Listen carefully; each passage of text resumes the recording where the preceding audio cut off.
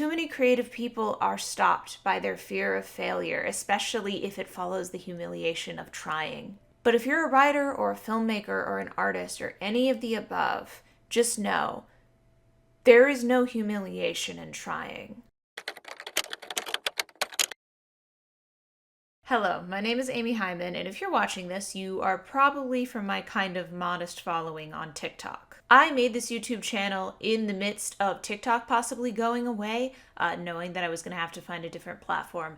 But then TikTok didn't go away, and I didn't make any videos on this channel. But even though TikTok is still around, at least for now, I don't want to have my entire platform tied to TikTok. That doesn't really seem like a sustainable model. Not to mention I want to do more long form content, which is obviously better for YouTube. Because this year in 2026, my New Year's resolution is to treat my creative work more like a job. It seems like these days, film studios and publishers and all other major industries are all merging together, and every time they do, they're hemorrhaging writers and artists and other creative people out of the job. In every creative industry I've looked at, and I've looked at a lot of them, the concern is the same. There's less jobs, especially for new people, and they're in a constant battle against the rise of generative AI. And safe investments in established IP are always going to win the war over original story concepts. Above all, the biggest advice that I've gotten whenever I've talked to other creatives, or I've gone to festivals or conventions or anything like that,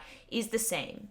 Make stuff yourself. Easy, right? Now, the making it myself has never really been the problem. I've always loved to create things. I've been creating things since I was very young. But it was the publishing, the marketing, the business side of things that I found inherently very hard to do. I didn't want to share my work myself. I wanted a larger and more credible entity to come in and say that my work was good, and then they take it and share it with the world. But now a lot of those big companies make you do your own marketing and want you to have your own following. So here we are. So what do I make and why should you follow me? Number one, I write. I'm a writer and I'm a formerly published author. I say formerly published because the books that were published are no longer in print. The small indie publisher that published them back in the mid-2010s went under for a lot of reasons that we don't have time to get into now. Fortunately, my agent at the time was able to get the rights to those books back for me, so I do still own the rights and I am able to self-publish them. But it's only been now, 5 years later, that I've actually felt like I've been in the place to rehabilitate and self-publish them, just because re-looking at those books was a little bit of a sore spot for me for a while. But if you like videos on writing tips or you like writing challenges, this is definitely the channel for you. Or if you are interested in seeing me go on the journey of re-editing and self-publishing my book, Hour of Mischief, you can follow that here as well. In addition to writing books, I've recently obtained an MFA in screenwriting, so I am finally free of grad school. I'm bringing my screenwriting knowledge into developing some fictional podcasts that I'm very excited about, that I'll probably be talking about more on here. Again, they said make stuff yourself, and I'm taking that very seriously. I'm making everything. TTRPGs, or for those of you who don't know what that means, tabletop role-playing games. That's the other thing that is going to be covered on this channel quite a lot.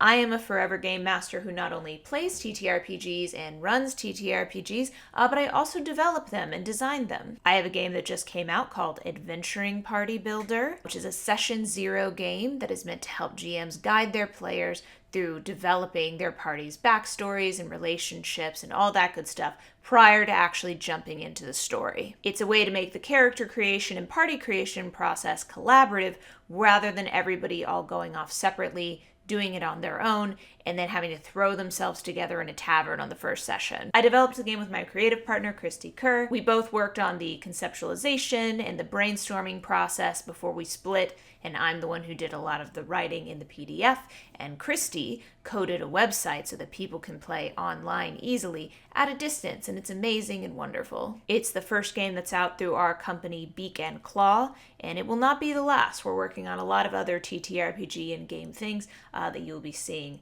through that same name. I want to use this channel to discuss home brewing tips and tricks, but I also want to talk about indie TTRPGs. I have a large collection of TTRPGs that are not just D&D that I want to show off and talk about. I really enjoy reading them, even if I don't get a chance to play most of them. So if you're interested in learning more about indie TTRPGs or supporting somebody who makes indie TTRPGs, this is the channel for you. Welcome. Now, writing and TTRPGs are my main playground. That's my main creative space. However, I love media of all sorts. I'm a lover of books and film and TV and video games, everything under the sun. And because I can talk about stories for hours, a lot of times I will just write video essays for fun. Have I filmed any of these? No. Do I have over 30,000 words about The Walking Dead burning a hole in my document folder?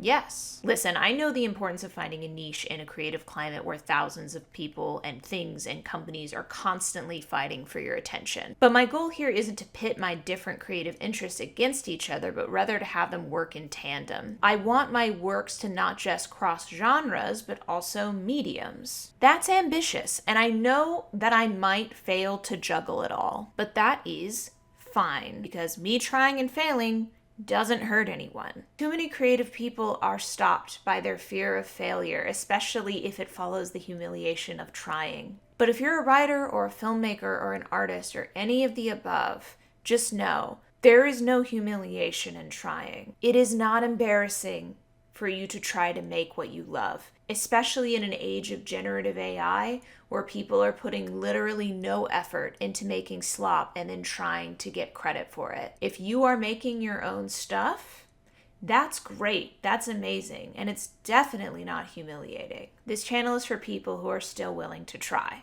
If you made it to the end of this video, thank you so much. Give it a like, give it a follow, all of those good things. You can follow me on other social media. My links will be in the description. Until next time, happy writing and rolling.